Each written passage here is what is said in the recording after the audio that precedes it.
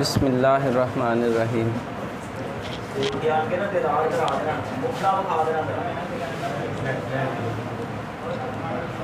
اعصاب اور دماغ کا تعلق ہم پانی سے جوڑتے ہیں۔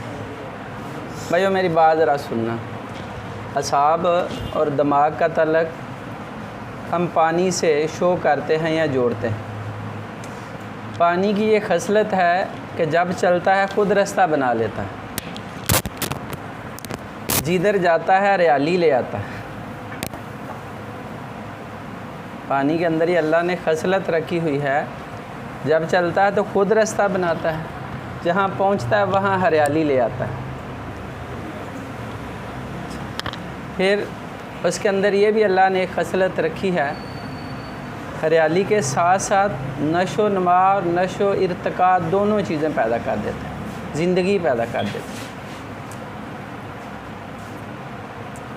آج دل کے امراض کا معاملہ چل رہا ہے۔ پانی سے، اعصاب سے ہم سمجھتے ہیں کہ زندگی نمو پاتی ہے، کبھی یہ زیادہ ہو جاتا ہے، کبھی جسم کے اندر کم ہو جاتا ہے۔ جب پانی زیادہ ہوتا ہے تو دل پھیل جاتا ہے، پھول جاتا ہے، اور جب پانی کم ہوتا ہے تو حرارت زیادہ ہوتی ہے تو اس وقت دل پھیل جاتا ہے۔ اور جب پانی اور حرارت معتدل ہوتی ہے تو پھر دل کے اپنے پٹھوں کے اندر طاقت آ جاتی ہے، تو وہ اختلاج کرنے لگتا ہے۔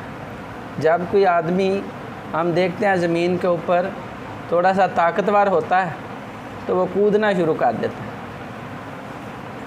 کمزور بندہ ایسا نہیں کرتا۔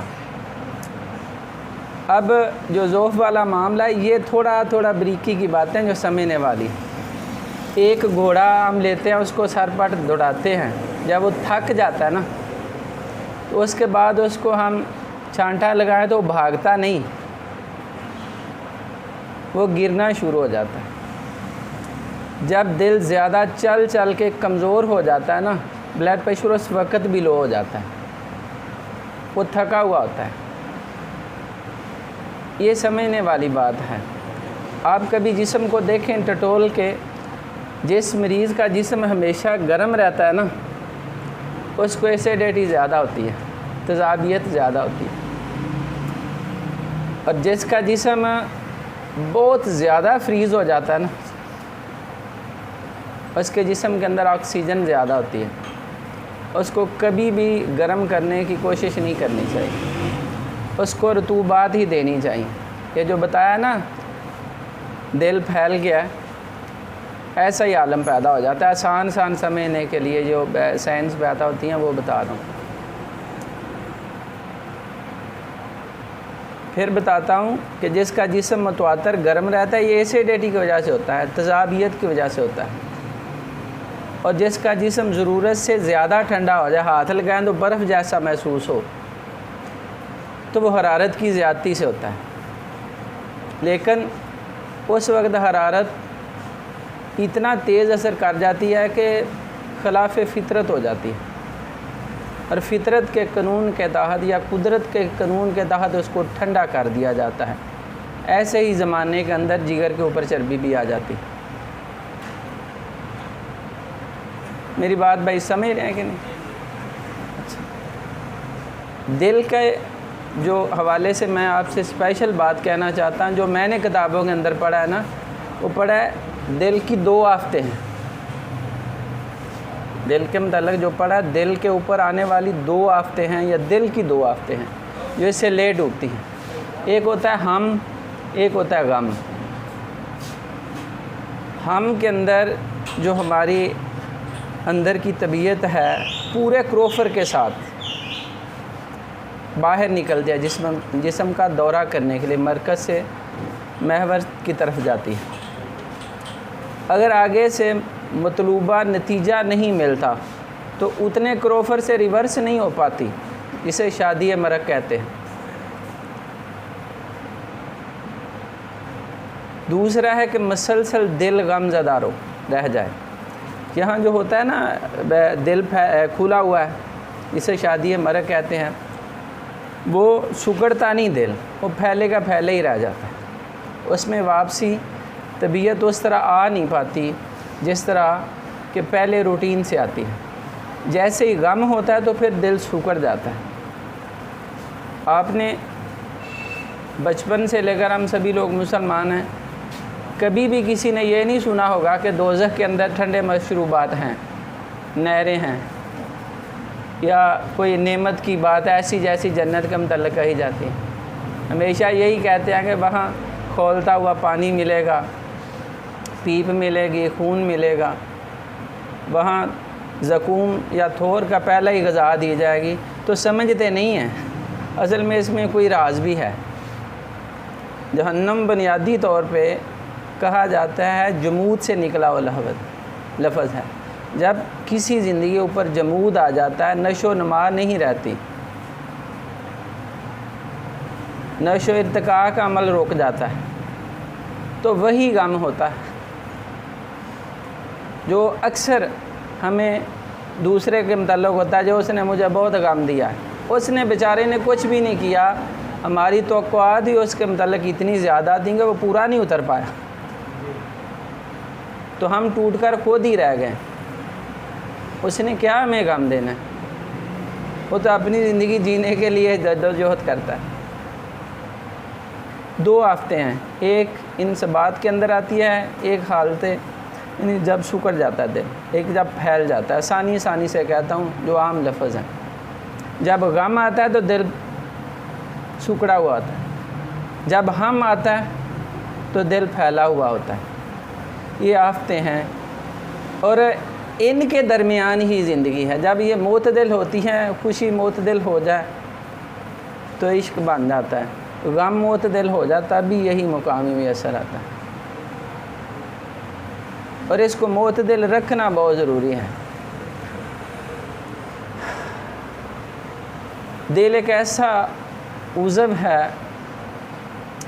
آپ تو بات کرتے ہیں نا جی بڑی بڑی چیزوں کی، تو لطیف چیزیں بھی اس سے آ کے ٹکراتی ہیں، رویے ہی اثر کر جاتے ہیں۔ اس نے مجھے اونچی آنکھ سے دیکھا تھا، اس وقت تو کچھ بھی نہیں ہوا تھا، تو مار دیتے ہیں ایک دوسرے پہ، قتلوں تک بات چلی جاتی، اتنے لطیف اثر ہوتے ہیں اس کو۔ وہ دور سے دیکھ لیتا اپنے محبوب کو، کچھ بھی نہیں کرتا بیچارہ، لیکن اس کی خوشی دید نہیں ہوتی۔ آگے بات کر رہے تھے تھوڑی دیر پہلے کہ مرنے کے بعد دل سب سے پہلے جو ہے نا بند ہوتا ہے، لیکن آنکھیں پھر بھی کھلی رہتی ہیں، شاید وہ کسی کا انتظار ہی کر رہی ہوتی ہیں، اور کتنا سخت انتظار ہوتا ہے یہ تو کرنے والا ہی جانتا ہے نا۔ تو یعقوب صاحب نے فرمایا کہ جب آنکھیں بند ہوتی ہیں نا، شعر بھی پڑھ کے بتایا، تو وہ دیدار کے لیے ہوتی ہیں۔ جب کوئی آنکھیں بند کرتا ہے نا تو اس کے بعد دیدار ہو جاتا ہے۔ دل کے بھی ایسے ہی معاملات ہیں، جب یہ رکتا ہے تو اپنے ظرف میں بڑھاوے کے لیے، جب یہ چلتا ہے تو اپنے کارواں کو ساتھ لے کر چلنے کے لیے۔ یہ عجیب سی دنیا ہے، جتنا آپ اس کے اوپر غور کریں گے آپ کو کائنات کی باریکیاں سمجھ آنی شروع ہو جائیں گی۔ کبھی بھی ایسا نہیں ہوگا کہ آپ اس کے اوپر غور کریں اور آپ کو سمجھ نہ آئے کہ زمین کے اوپر کون سا معاملہ کیسے چل رہا ہے، سوائے ایک کیفیت کے۔ میں اپنے علم کی بات کر رہا ہوں، میرا علم تھوڑا ہے۔ آپ نبوت کی وہ وحی والی لذت نہیں لے سکتے جو نبی کو میسر آئی تھی، باقی ہر طرح کی اس میں واردہ ہوتی ہے، داخلی اور خارجی دونوں طرح کے معاملات اس کے اندر ہی آتے ہیں۔ وہ لطیف سے جو نا نقطے اسی کے اندر ہی پیدا ہوتے ہیں، وہ بسیط سے اجزاء بھی اسی کے اندر ہی پیدا ہوتے ہیں۔ اس میں بہت کچھ ہوتا ہے۔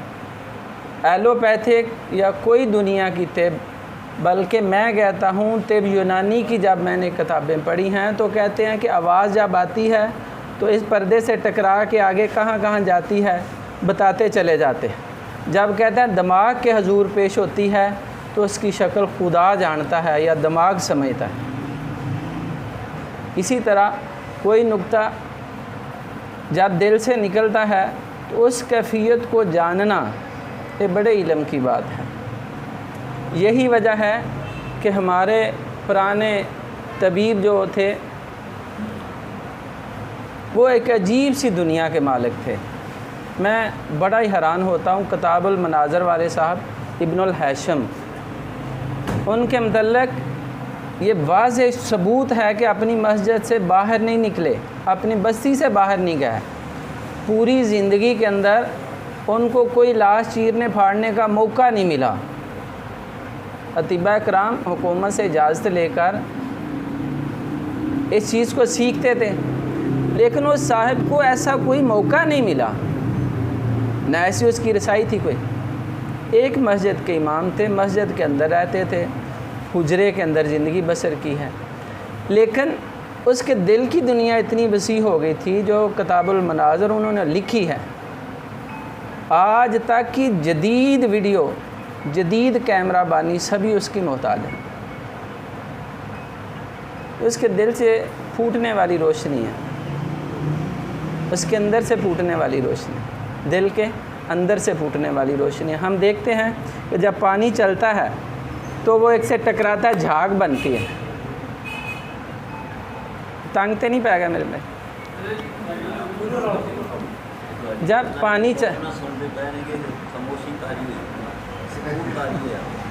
پانی چلتا ہے تو ایک سے دوسرے سے پانی ٹکراتا ہے نا، تو اس کے اوپر ایک زبد یا جھاگ بنتی ہے، وہ پانی کا حصہ نہیں ہوتی۔ جب ہوا آتی ہے تو وہ ختم ہو جاتی ہے۔ جو زبد یا جھاگ پانی کے ٹکرانے سے پیدا ہوتی ہے، پانی کے شور سے جو پیدا ہوتی ہے، تو جیسے اس کو ہوا لگتی ہے تو وہ ختم ہو جاتی ہے۔ قرآن پاک نے بھی اس کی ایک بڑی عمدہ مثال دی ہے اسی بات کے اوپر۔ اگر کبھی ہم اس کو پوری طرح سے سمجھیں، کبھی آپ ایکو کی ویڈیو دیکھیں نا، تو وہاں سے بھی ایک لہر دوسری کو دھکا لگا رہی ہوتی ہے،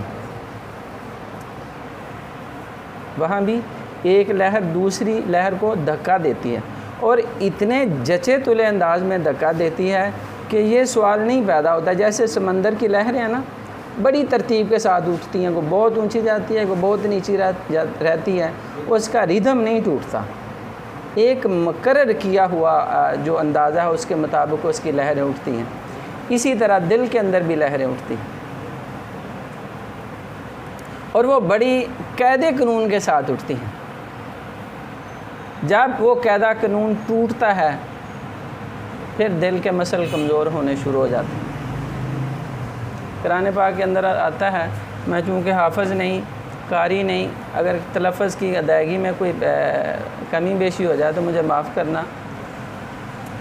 اللہ تعالیٰ فرماتے ہیں ظاہر الفساد فی البر والبحر بما کسبت ایدی الناس۔ اس کا کاپیوں کے اندر تو یہی ترجمہ لکھا ہوا ہے، جتنا فساد زمین کے اوپر یا پانی کے اوپر آتا ہے یہ انسان کے ہاتھوں کا کیا درا ہوا ہے۔ لیکن میں ایک طبیب ہونے کے ناطے یہ بات سمجھتا ہوں، جتنے خون کے اندر فساد پیدا ہوتے ہیں، جتنے جسم کے اندر فساد پیدا ہوتے ہیں، یہ ان دو ہاتھوں کے کیے ہوتے ہیں۔ شاید اسی لیے کہا گیا کہ مسلمان وہی ہے جس کے ہاتھ سے اور زبان سے دوسرے کو تکلیف نہ پہنچے۔ میرے عزیز صاحبان، میرے ہم سفر ساتھیوں، زندگی دو چیزوں سے مزین ہے۔ آخری بات کہہ کے ختم کرتا ہوں۔ ایک مقصد ہوتا ہے، ایک ضرورت ہوتی ہے۔ مقصد اس وقت انسانوں کو میسر آتا ہے جب وہ نفس، روح اور جسم کے تقاضوں کو سمجھتے ہیں۔ اگر یہ چیزیں نہ سمجھی جائیں تو زندگی کے مقصد کی سمجھ نہیں آتی۔ اس کے بعد دوسری چیز ہے ضرورتیں، جن کے اندر میں بھی آپ کے ساتھ شامل ہوں۔ ہماری طباء کرام کی ضرورت علم ہے، جاننا ہے، سمجھنا ہے، خالی دعویٰ کرنا نہیں۔ دعویٰ کرنے والے بہت سارے لوگ موجود ہیں، اور اسپیشلی صابر صاحب کے ماننے والے لوگ دعویٰ کرنے کے لیے پیدا نہیں ہوئے۔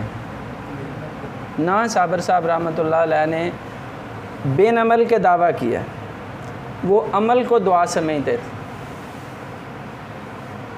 تو ہماری ضرورت علم ہے، اور ہماری ضرورت جو ہے اس کا بھی ایک مقصد ہے۔ ہماری ضرورتیں ہیں نا، ان کے اندر بھی مقصد چھپے ہوئے ہیں۔ جیسے ایک قانون ہے لا آف نیچر یا فطرت کا قانون، تو اس قانون کو مکمل کرنے کے لیے اس کے اندر کروڑوں قانون موجود ہیں۔ ہر قانون کو کمپلیٹ کرنے کے لیے اس کے اندر کروڑوں قانون موجود ہوتے ہیں۔ اگر ان میں کمی بیشی آ جائے تو وہ قانون مکمل نہیں رہتا۔ ہمیں بھی بالکل اسی طرح اپنی ضرورتیں علم کی پوری کرنا چاہیے جس طرح ہماری ضرورتیں ہیں۔ میں یہ جملہ کہہ رہا ہوں، ہمیں اپنی ضرورتوں اسی طرح سمجھنا چاہیے کہ جس طرح ہماری علم کی ضرورتیں ہیں۔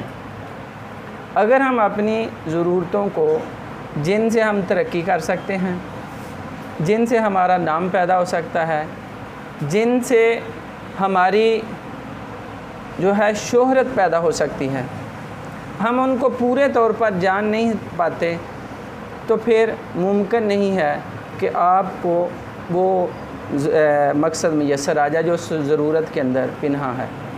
میں اس کی آپ کو ایک مثال دیتا ہوں۔ جناب ابراہیم علیہ السلام بہت بڑے صوفی دانا بزرگ گزرے ہیں، تو انہوں نے ستارے کی طرف دیکھا، نہیں، ابراہیم علیہ السلام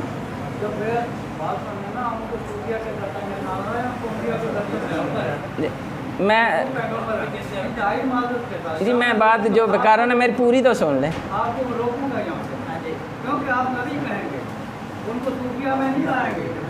میری بات پوری سن لیں، انشاءاللہ آپ کو سمجھ۔ جی میری بات پوری سن لیں، پھر انشاءاللہ آپ کو لذت بھی آئے۔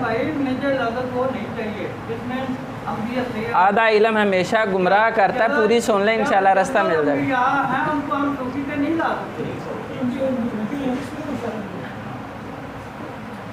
آدھا علم ہمیشہ گمراہ کرتا ہے، پوری بات سن لیں تو سمجھ آ جاتی ہے۔ میں تو یہی کہوں گا، آپ کے سامنے بات نہیں کرتا۔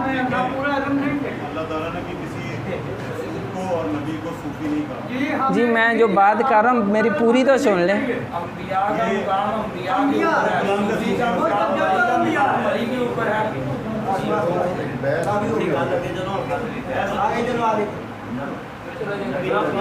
میں ایک مسلمان ہوں جی، میں اپنی صفائی دینے کے لیے یہ بات کرتا ہوں۔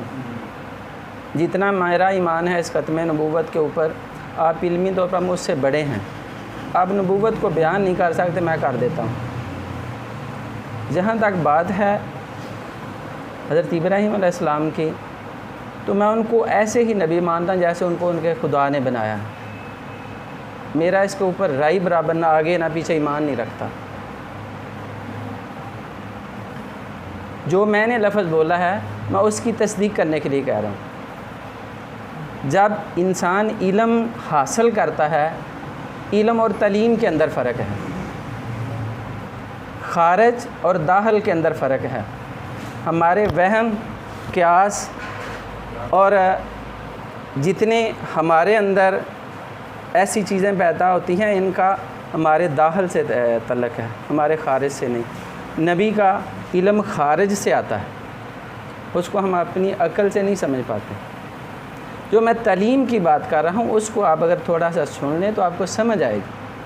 تعلیم اور چیز ہے، دنیا کا علم اور چیز ہے۔ نبی کے اوپر اترنے والی تنزیل چیز ہوتی ہے جو ٹھک سے گرتی ہے، اس کو کون سمجھتا؟ نبی سمجھتا ہے۔ یہ اللہ کا ہمارے اوپر احسان ہے۔ اللہ نے کہا ہے کہ میں نے نبی بھیج کر تمہارے اوپر احسان کیا ہے۔ اتنے جھٹکے سے آنے والی چیز جس کو ہم نازل کہتے ہیں وہ عام سمجھ میں آنے والی چیز نہیں ہے۔ وہی سینہ ہی اس کو قبول کرتا ہے جو اس کے لیے بنایا گیا۔ علم کی بات کر رہا تھا تو یہ تھی کہ انہوں نے ستارے کے علم کو پہچانا، کہا کہ ربوبیت کا سارا سسٹم اس کے اندر ہے، یونیورسل سسٹم سارا اس ستارے کی وجہ سے چل رہا ہے۔ اس کے بعد چاند کی طرف متوجہ ہوئے تو ایک وسیع علم ہے، تعلیم ہے۔ میں ضرورت کی بات کر رہا تھا، تو وہ اس کو بھی پوری طرح سے حاصل کیا، آدھا نہیں کیا، پوری طرح سے حاصل کیا۔ پھر سورج نکلا اور اس کے علم کو بڑا بھی کہا، اور دوسری بات یہ ہے کہ کہا یہ سسٹم ہی بڑا ہے اور اس سے چل بھی سکتا ہے۔ اور اس کی مثال یہ ہے کہ ہم آج تک اگر پچھلی بیک ہسٹری انسان کی سمجھیں تو اللہ کے بعد سب سے زیادہ بندگی سورج کی ہوئی ہے۔ اللہ کے بعد سب سے زیادہ بندگی سورج کی ہوئی ہے۔ انہوں نے اپنے اس علم کو ہمارے تک پہنچایا، اس کے بعد کہا کہ یہ وہ علم نہیں ہے جو میری رہنمائی کرے، یہ وہ علم نہیں ہے، یہ وہ تعلیم نہیں ہے، یہ وہ شعور نہیں ہے جس سے مجھے رہنمائی ملی، جو یونیورسل سسٹم کو چلا رہا ہے۔ میں اس کی طرف اپنا رخ کرتا ہوں جس سے یہ سارا سسٹم چل رہا ہے، جس سے ساری ضرورتیں پوری ہو رہی ہیں۔ میں بھی یہی بات کہنا چاہتا ہوں کہ جو علم اپنی ضرورت کو پورا نہیں کرتا، جو علم آپ نے سیکھا ہے اور آپ کے بنائے ہوئے نقطے کو عروج نہیں دیتا، اس کو تشریح کے لیے الفاظ نہیں دیتا، وہ علم آپ کی ضرورت کو پورا نہیں کرتا۔ اس کو وہاں تک لے جائیں جہاں آپ کو نقطہ عروج ملنا شروع ہو جائے۔ اگر میری بات کسی میرے عزیز کو صاحب کو اچھی نہیں لگی تو میری بات ہے، میں اپنی بات کے لیے ذمہ دار ہوں۔ جہاں تک دین کا معاملہ ہے، میں وراثتاً مسلمان پیدا ہوا ہوں، اگر کسی ہندو کے گھر پیدا ہوتا تو آج مسلمان ہوتا، اس سے زیادہ کچھ نہیں کہہ سکتا۔ واخر دعوانا الحمدللہ رب العالمین۔